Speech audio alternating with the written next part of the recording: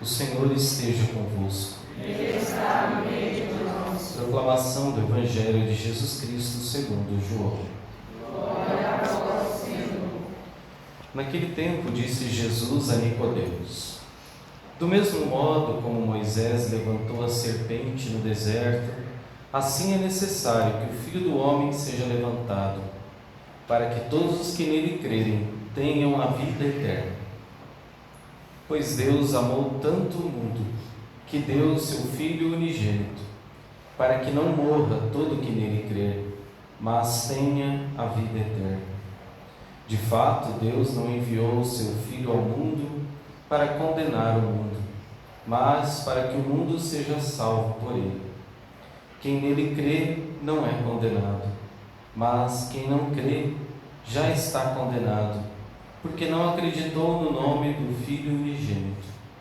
Ora, o julgamento é este: a luz veio ao mundo, mas os homens preferiram as trevas à luz, porque suas ações eram más.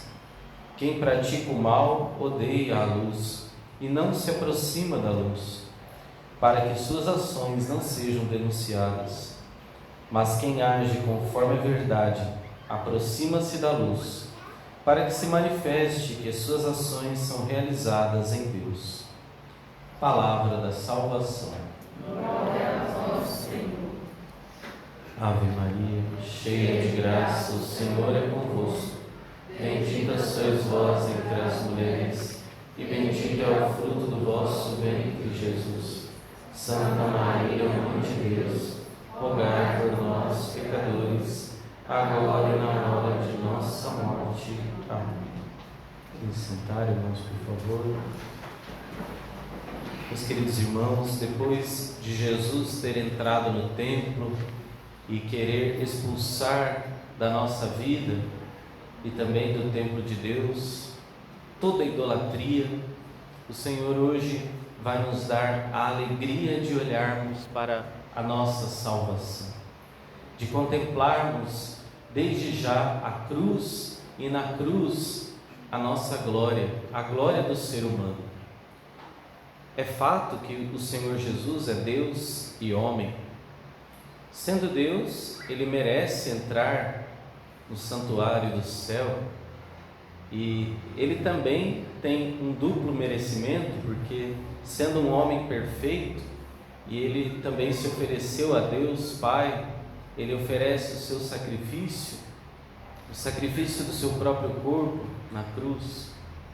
Assim, Jesus tem uma dupla entrada no céu, direito duplo de entrar no reino eterno do Pai dos céus.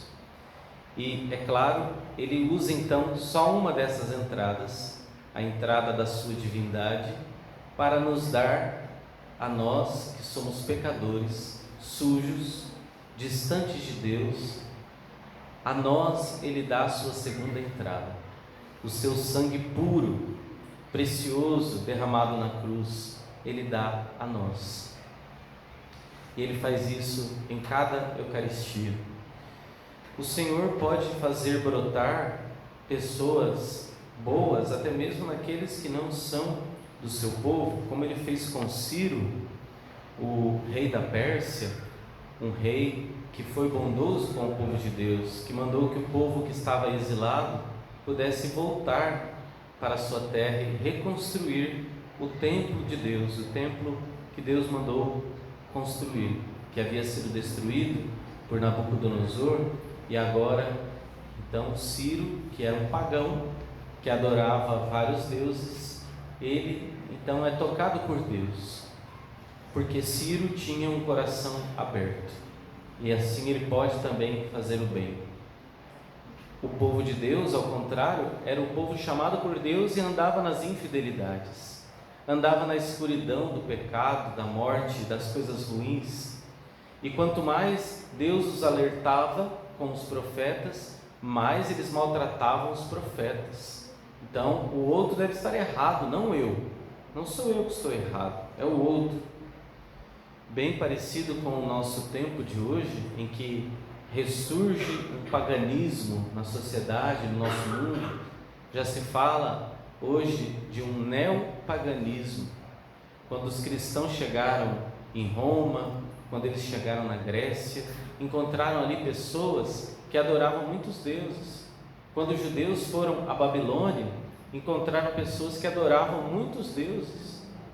Mas Deus insistiu na história e mandou o seu Filho único para dizer que a fé é única, de que não há outros deuses que se possa adorar. Existem falsos deuses, existem ídolos. E hoje o que acontece é o movimento contrário. Mesmo depois de tanto tempo de o Senhor ter nos tirado da ignorância, de ter nos mostrado que Ele tem um Filho único, de que há um só Deus, são 3 pessoas e um só Deus. Mesmo assim, hoje os homens preferem andar no paganismo dos vários deuses, dos ídolos disfarçados, muitas vezes, sim. Muitas vezes o ídolo do dinheiro, do poder, o ídolo deste mundo, o ídolo do egocentrismo, se faz presente de uma maneira muito sutil, até mesmo entre os cristãos, entre aqueles que dizem adorar o Deus único. Mas não basta dizer, é preciso adorar em espírito e em verdade. É preciso ter uma vida nova. É isso que Jesus está dizendo também para o Senhor Nicodemos. Nicodemos era um mestre da lei. Nicodemos sabia tudo sobre a lei de Deus. Ele estava então interessado naquilo que Jesus estava fazendo, mas não tem coragem de ir às claras. Ele vai procurar Jesus no escuro. O escuro aqui, meus irmãos, é para demonstrar aqueles que ainda não têm fé. Quando nós não temos fé, nós andamos na escuridão. Nós andamos em meio ao mundo, em meio às trevas também do pecado. O pecado é representado pelas trevas, pela escuridão, porque o Senhor, com a sua luz, ali não habita, a ausência de Deus, como o inferno é a ausência de Deus. E muitos buscam a escuridão, ou seja, o inferno já nesta vida, e depois de morrer, querem ir para o céu. Muitos buscam os seus deuses nas coisas deste mundo, e depois de morrer o que é deste mundo, depois de passar pela putrefação da morte, porque o nosso corpo vai apodrecer, nos tornaremos uma caveira e depois nem caveira mais encontraremos. Então, muitos que são loucos e estão anestesiados no nosso mundo, eles andam perdidos na escuridão. E a escuridão é assim, não é? Se nós apagarmos todas as luzes da igreja agora, nós vamos sair aqui apalpando, porque nós conhecemos um pouco o caminho, ainda pode ser que a gente encontre a saída, mas no mundo onde nós nos encontramos e naquilo que é espiritual, se nós não andarmos na luz, nós não encontraremos a saída, que é direto para o céu. Nós apodreceremos na terra e poderemos fatalmente descer ao inferno, se nós não mudarmos de vida, se nós não nos voltarmos para o Senhor. Mas espera, Padre, hoje é o domingo da alegria e o Senhor está nos falando de coisas tão tristes e tão pesadas. É que também me lembrei das lágrimas de Jesus quando ele chega em Jerusalém.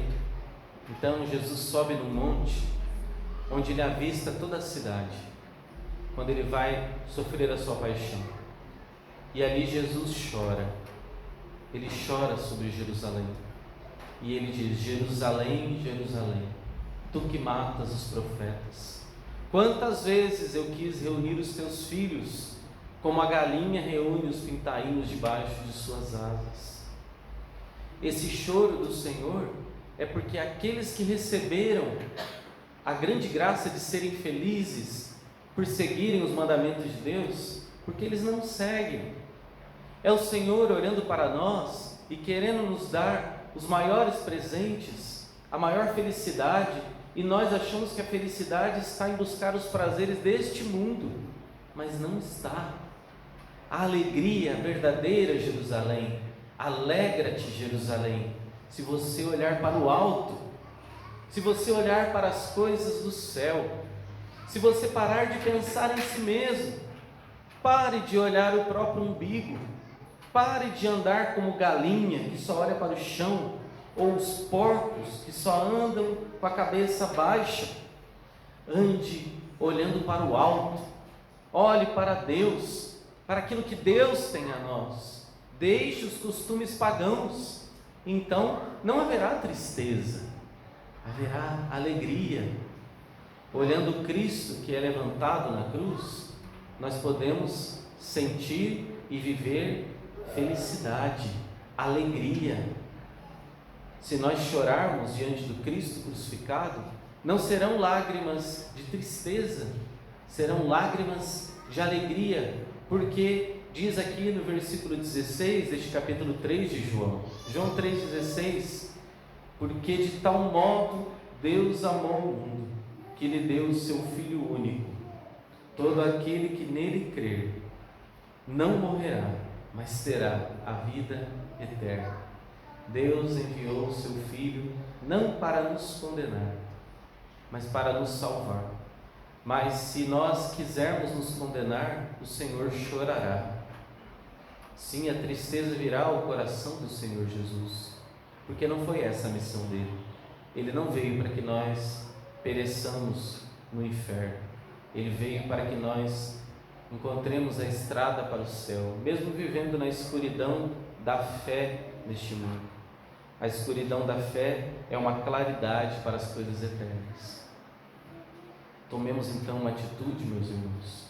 Primeiro de tudo, abrindo o nosso coração, admitindo nossa fraqueza, como o rei Ciro, querendo aquilo que é de Deus, e só o que é de Deus, abandonando as práticas antigas, e depois seguindo o caminho da luz, o caminho dos mandamentos. Que o Senhor nos conduza a uma mudança de vida, que possamos encontrar o caminho que o Senhor tem para nós. Louvado seja o Santíssimo Sacramento.